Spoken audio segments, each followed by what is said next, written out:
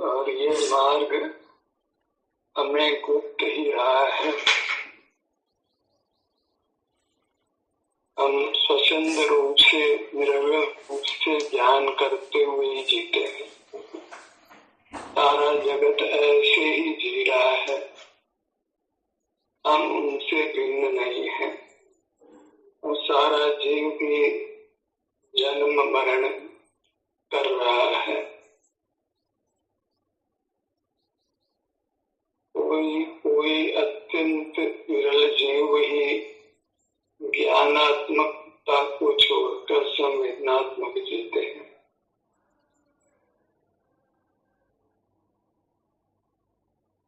अपने आभ्यंतर अमूर्त सही का अनुभव करिए। इसी से हमारा शरीर स्वस्थ और सुखद रहता है।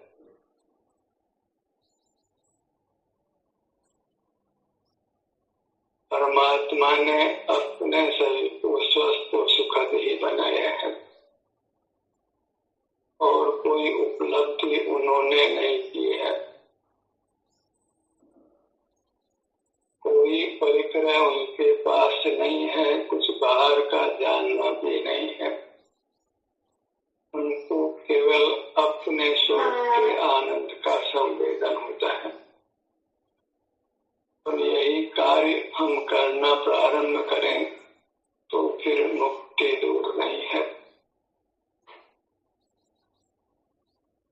जीव के शुद्ध स्वरूप को स्वसंवेदनात्मक मानना चाहिए, ज्ञानात्मक नहीं। अन्यथा संसार और मोक्ष का भेद ही समाप्त हो जाता है। संसार ज्ञानात्मक है, मोक्ष मार्ग और मोक्ष संवेदनात्मक है। लोक में कदाचित कोई धर्म गुरु है तो वे ज्ञान और राग में ही वेद ज्ञान करते हैं, जबकि ज्ञान के साथ अविनाभावी राग होता है। वेद करना है ज्ञान में और स्वसंवेदन में।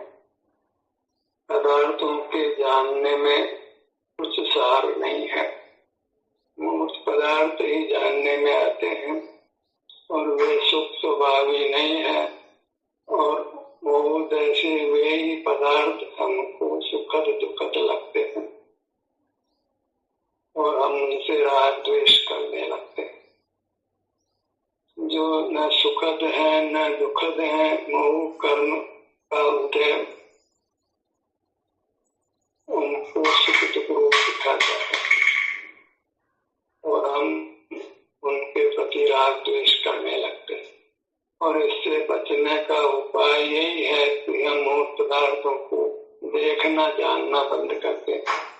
या फिर कोई पदार्थ सुखद लगेगा न दुखद लगेगा, किसी के प्रति राग द्वेष नहीं होगा तो कर्म का बंधन भी नहीं होगा। हम अपना संवेदन करते हुए रहें। ऐसा असंख्य आत्मोपदेशों का रचा हुआ शरीर परमात्मा का है, वैसा ही हमारा है। वे भी सुख स्वभावी हैं और हम भी सुख स्वभावी हैं। हम वृथा ही उनमें और हम में अंतर करते हैं।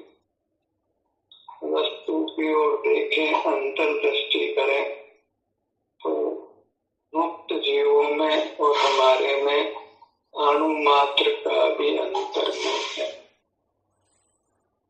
अंतर यही था कि हम ज्ञानात्मक जीते हैं और वे संवेदनात्मक जीते हैं। हमारा मुख पर की ओर है और उनका मुख पर की ओर नहीं है। पर की ओर मुख करके ही हम ज्ञान करते हैं और परमात्मा का मुख पर की ओर नहीं है। अनादि से हमारा मुख मूर्त पदार्थों की ओर ही है। तो उसको ही हमने बंद करना है। उसी को इंद्रिय जय कहते हैं, जिससे हम जिनेंद्र होने वाले।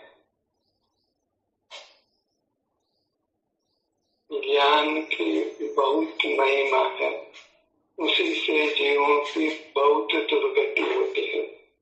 जितनी ज्ञान की महिमा उतनी दुर्गति, जितनी स्वसंवेदन की महिमा उतनी ही शीघ्र मुक्ति है।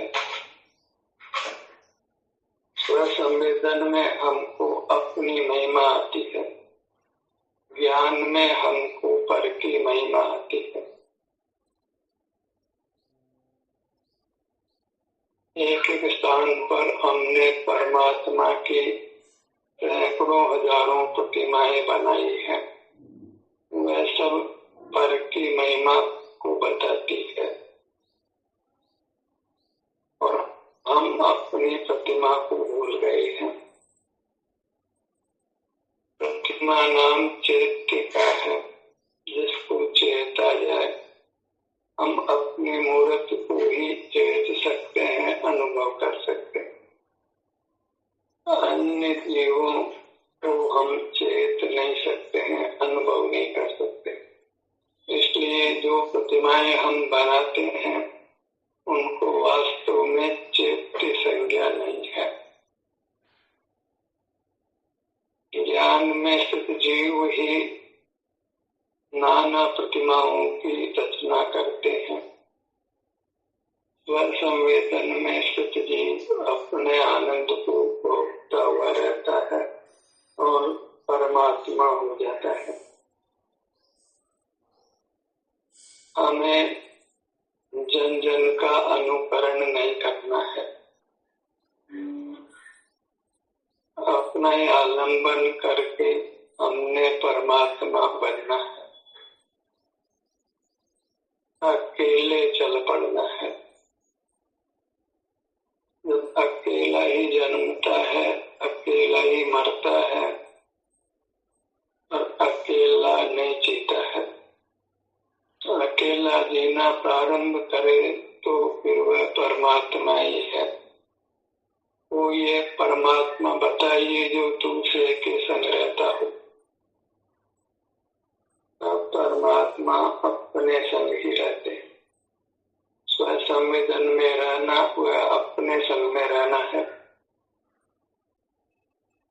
वही जीव का शुद्ध स्वरूप है।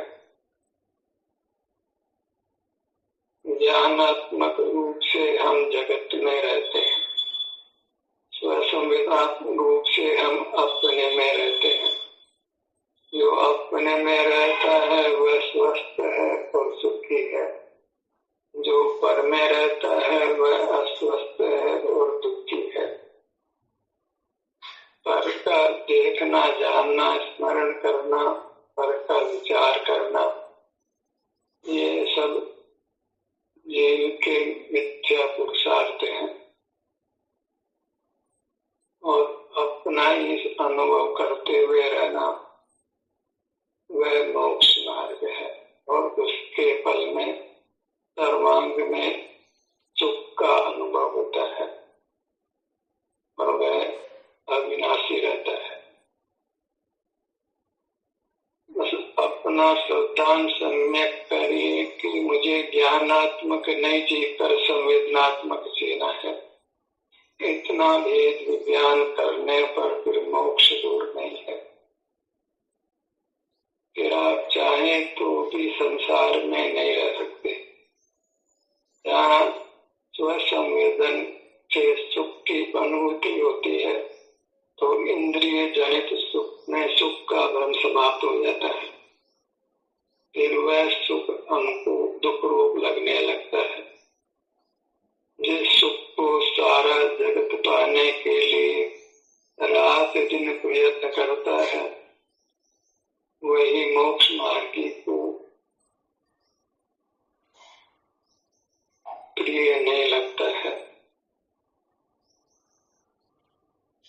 मोक्ष मार्गी अपने अनुभव से ही उत्तम सुख का अनुभव करता है। उसे मूर्त पदार्थों में सुख बुद्धि नहीं है। मूर्त पदार्थों के संग वह नहीं रहना चाहता है। पल पल हमको ज्ञान मार्ग को छोड़कर संवेदन मार्ग में आना है। ज्ञान से आशय इंद्रिय ज्ञान लेना है, क्योंकि आत्मा ज्ञान से नहीं जाना जाता है। हमारा अनुभव ज्ञान से नहीं होता है। सुख स्वयं ही अनुभव रूप है, अन्यथा सुख का कोई स्वरूप ही नहीं बनता है। कोई कहे सुख को कौन जानता है, तो उनका ये प्रश्न अज्ञान जनित है, क्योंकि सुख अनुभूति रूप होता है, अन्यथा सुख का कोई रूप ही नहीं बनता है। सुख को ज्ञान जानता है, ऐसा चिंतन सुविचारित नहीं है, अनुभवजन्य नहीं है। ये विकल्प बहिर्मुख जीवों को ही होता है। जो आत्म सन्मुख हुए हैं तथा जिन्होंने इंद्रिय जय किया है, वे जानते हैं कि ये स्वसंवेदन अत्यंत स्वाधीन परिणाम है। शारीरिक स्वास्थ्य का अनुभव स्वतः होता है, कहीं उसको जानने जाना नहीं पड़ता है कि हम जाने कि नहीं जाने, ऐसा उसमें भेद नहीं है। स्वास्थ्य अच्छा हो तो अनुभव में आता है, स्वास्थ्य बुरा हो तो वह अनुभव में आता है। स्वास्थ्य की स्थिति अनुभव रूप ही होती है।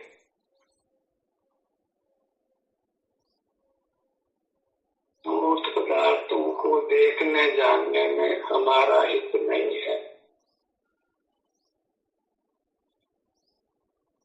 जब आनंद मूर्ति हम स्वयं हैं और बाहर से रखने पर हमको अपने आनंद का दुख स्वयं होने लगता है, तो ऐसे सुगमता से प्राप्त सुख को कौन छोड़ना चाहेगा।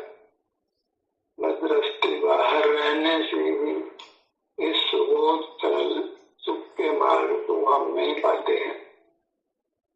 बाहर में पदार्थों के देखने जानने को ही यदि कोई ज्ञान स्वभाव स्थापित करता हो, तो फिर सारा भविष्य ही सुख रूप है। तो फिर हमने अंतर्मुक्ता को ही नकार दिया है, मोक्ष मार्ग को ही नकार दिया है। जो बहिर्मुक्ता से ही संतुष्ट हैं, पदार्थों के जानने से ही संतुष्ट हैं, सबकी कल्पना करते हैं, वे स्वानुभव रूप नहीं हो सकते, उनका मोक्ष मार्ग में प्रवेश नहीं हो सकता है। तो फिर मनुष्य को तो कभी कभी ही मिलता है, अन्यथा तो जीव क्षुद्र योनियों में ये परमता है। अगर स्वानुभव से मोक्ष मार्ग प्राप्त नहीं किया जाए तो मनुष्य भाव मिलना असंभव जैसा ही होता है। कभी कदाचित किसी को मनुष्य पर्याय मिलती है, जैसे हमको मिल गई है, क्योंकि जीव अनंत है तो थोड़े जीव भी काफी हो जाते हैं। अनंत के आगे स्वानुभवी जीव न के बराबर से हैं।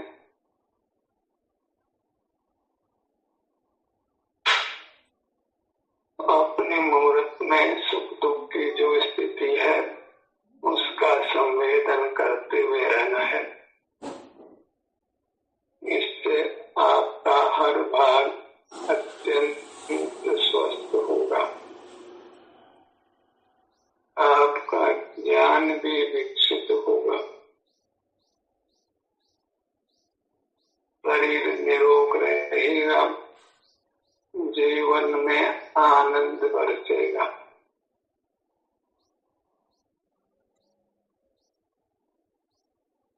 और असीम आनंद बरसेगा।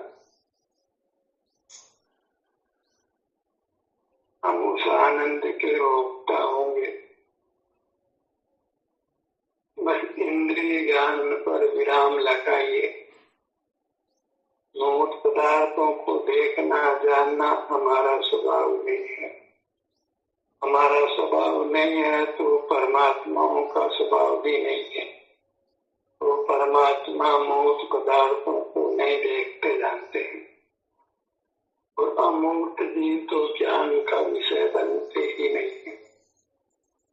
और परमात्मा आनंद रूचि है, तो वह शुद्ध ज्ञान का विकल्प भी नहीं है, सम्यक ज्ञान का विकल्प भी नहीं है। फिर उसकी आवश्यकता भी नहीं है। और सम्यक ज्ञान तो अनुभव से उत्पन्न होता है, और अनुभव से जब मोक्ष हो जाता है तो फिर सम्यक ज्ञान का कोई काम नहीं है। वहाँ सर्वांग में आनंद का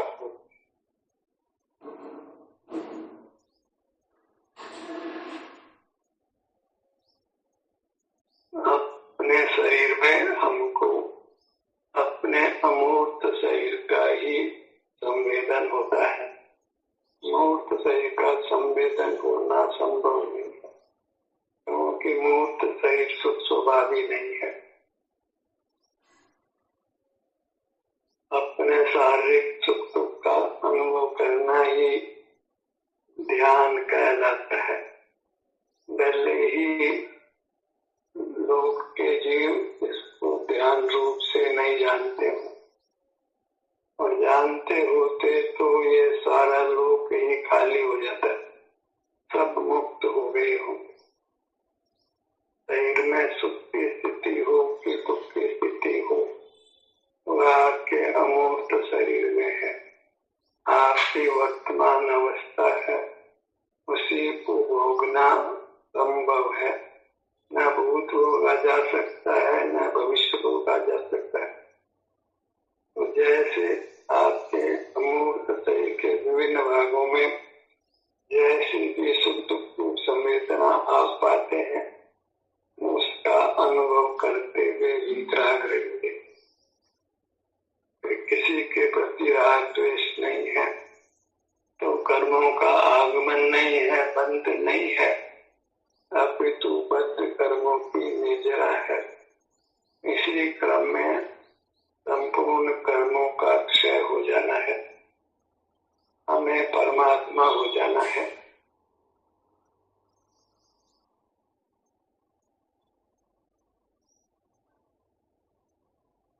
जो ज्ञानात्मक जीते हैं उसके स्थान पर संवेदनात्मक जीना है। ज्ञानात्मक जीने की आदत को छोड़ना है और संवेदनात्मक जीने की आदत को डालना है। आदत अपने बदल लो, हो गया भजन।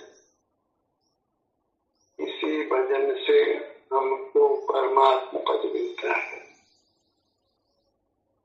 अपनी भक्ति से जीव भगवान होता है।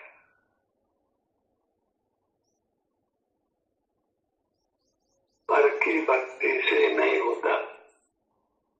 पर की भक्ति में भय मुक्त है और वह दुख ही है। हमें अपनी भक्ति में रहना है, उसमें निर्विकल्पता है। यहाँ भक्ति का आशय संवेदन ही है, कोई विकल्प नहीं करना है।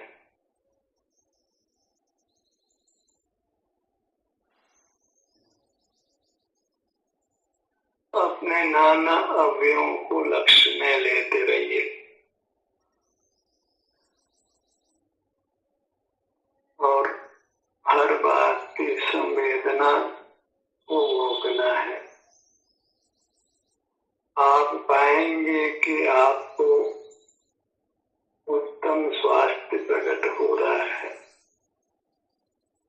उत्तरोत्तर आपके जीवन में सुख बढ़ रहा है।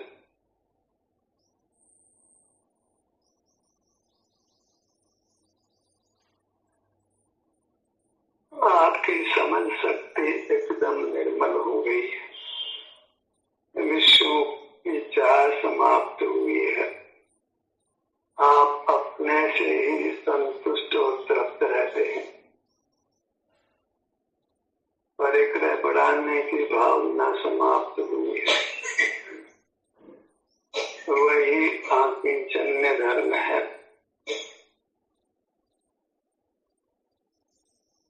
किसी पर पदार्थ में ममता का भाव नहीं है, अहम पने का भाव नहीं है, फिर मूर्त पदार्थों को देखना जानना ही नहीं है। तो सकल बाह्य जगत से परिचय समाप्त करना है, केवल अपने परिचय में और अपने संवेदन में रहना है। तो फिर अकेले ही मोक्ष जाता है, और मोक्ष में अनंत काल अपने में रहता है, वही अकेले रहना है।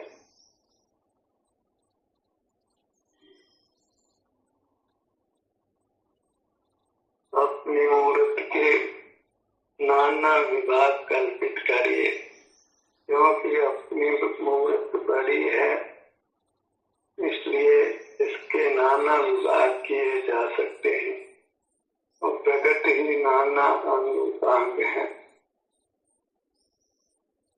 उनको हम नेत्रों से देखते हैं, दर्पण में देखते हैं, पर यही रहे अपने अमूर्त अंगों का हमने संवेदन करना है। यहाँ की सुखता का अनुभव होता है, वही अनुभव करते हुए संतुष्ट रहना है, तृप्त रहना है।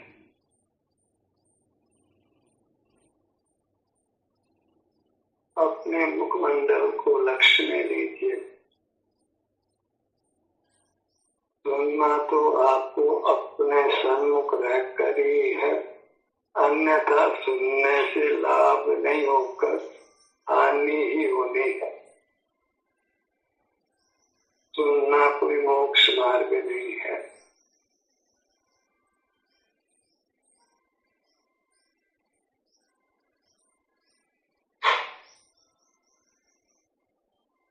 सुनने को एक स्वसंवेदन में सहायता जानकर ही सुनना है, सुनने के लिए नहीं सुनना है। सुनने का वाच्य अपने मूर्त का अनुभव करना है, तो अपने मूर्त से ही संलग्न रहना है।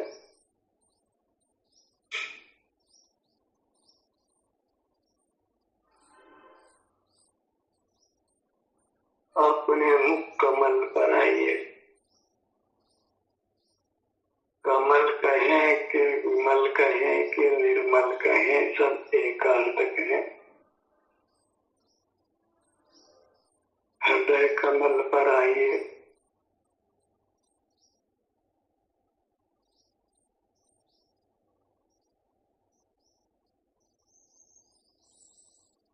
नाभि कमल।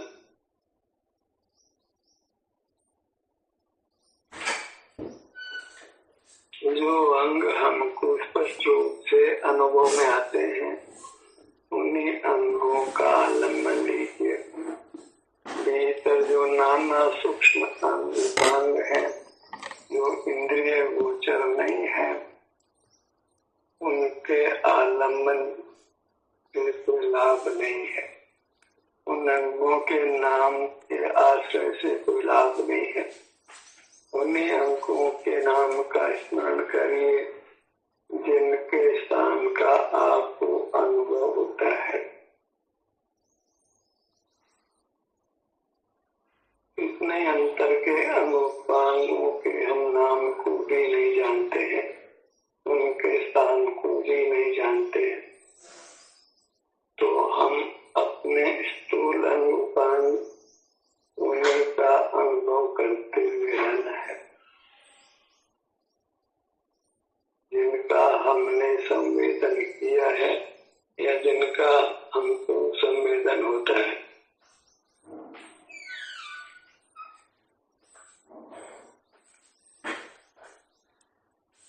अपने पूरी मूर्त को ही परमात्मा का रूप मानिए और ये परमात्मा अनुभव किए जाने योग्य है। इसी के अनुभव से परमात्मा पद मिलता है। अपनी मूर्त को निरंतर लक्ष्य में रखकर शांति का जीवन यापन करिए।